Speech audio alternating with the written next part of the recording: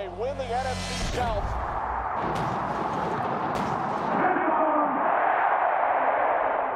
What's good, everybody? Let's talk some Tampa sports. Now, I don't know how long you may have been following my channel, but I promise you, you have never seen a video where it is Bucs need to make this trade or Bucs need to make this move. Granted, I've only just started this season, but when the whole Cooper Kupp thing was going around, didn't hear a peep from me. All that trade deadline stuff, you didn't hear a peep because there was no move, in my opinion, to really be made there that could benefit the Bucs now and in the future. Things have changed. This, I think, needs to happen, and I'll tell you why. All right, so Tyrel Dodson, linebacker formerly for the Seattle Seahawks. Checking his stats here, just give you guys that to start off, give you the introduction. 9 games played so far this season, 71 tackles, which is good for the most on the Seattle Seahawks. 41 solo, 30 assists, 2 sacks on the season, and 1 forced fumble. Just the stats to give you an introduction. Played with Buffalo for 4 seasons, now started the year with the Seahawks, and like I said, had the most tackles on the team. I can already hear it. Bro, if he's so good, if he made so many tackles, then why did the Seahawks give him up? Well, that's what I'm here for.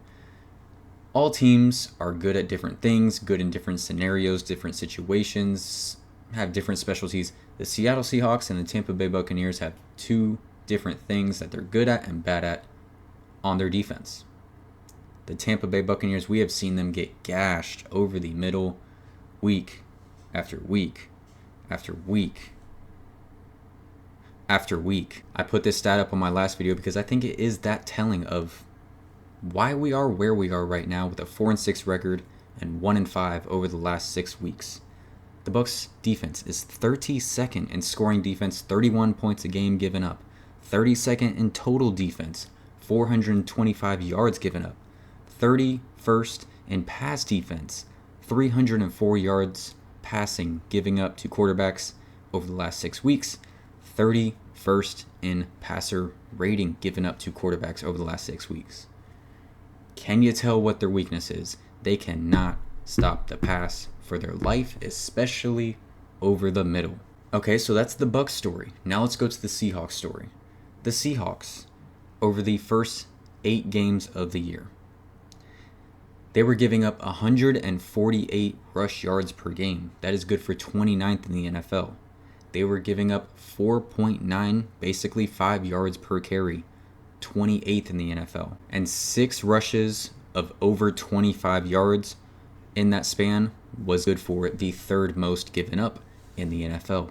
This Seahawks team could not stop the run. They were getting gashed, and they needed to make a personnel change to resolve that. Tyrel Dodson, yes, he's made a lot of tackles, but ultimately he is a much better pass coverage linebacker than he is a run stuffer. So when we think of KJ Britt, we say he's a much better run stopper than he is a pass coverage guy.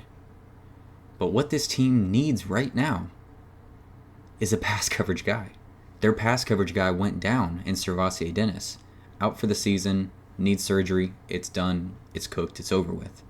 They've been missing that pass coverage guy to put in on 3rd and long. Guys, it's right here. And guess what? With all of this, he is making $1.7 million the rest of the year. That's it. $1.7 million. Extremely affordable for this Bucs team. I think this quote right here pretty much tells the story from their head coach, Mike Macdonald, about that it is not necessarily that he was playing bad or he wasn't calling out any single player. But you look at it, they got rid of both of their linebackers. Both of them.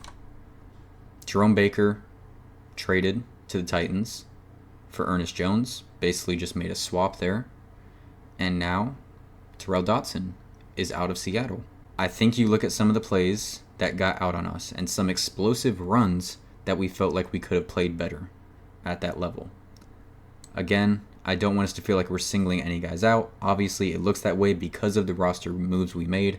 Of course, getting rid of both of their linebackers. We made them for 2 completely different reasons, but the things that we need to improve on are really the entire defense. It just so happens that we made the move at linebacker. So all of this that we've talked about with KJ Britt all season long, about how he can't cover at all. I don't have Pro Football Focus, a premium account, but the last time I asked someone to look up his numbers, I think he was ranked 132nd or something crazy like that. Out of all players with the snaps needed to qualify, 132nd? I'm sorry, but it's right here. Am I saying this guy's going to come in here and just fix this defense? Absolutely not.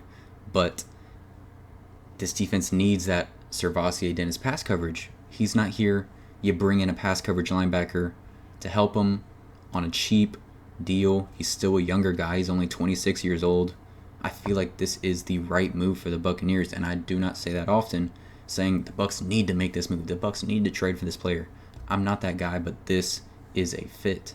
His pass coverage grade this year is a 73.3, which is pretty solid, especially for a linebacker, and his pass coverage grade last year was an 87, an 86.8. That is fantastic. Towards top of the league at the linebacker position. At $1.7 million, come on. Those third downs, when it's like 3rd and 10, all of those 3rd and longs against Patrick Mahomes, where we just knew Travis Kelce was going to get open, and what happened? He did get open. I would love this move. I would love this move for the Bucs. I'll leave it at that. That's all I wanted to talk about in this video. I'll leave it at that. Thank you guys so much for watching. Please leave your comments down below. Do you think this is a move the Bucs should make? Are you in agreement with me? Once again, cheap deal, younger guy, really good pass coverage linebacker. I think that kind of fits literally the bill that this Bucs defense needs going forward. Thank you so much for watching. Please like and subscribe if you have not already. Go Bucs. You all have a blessed one.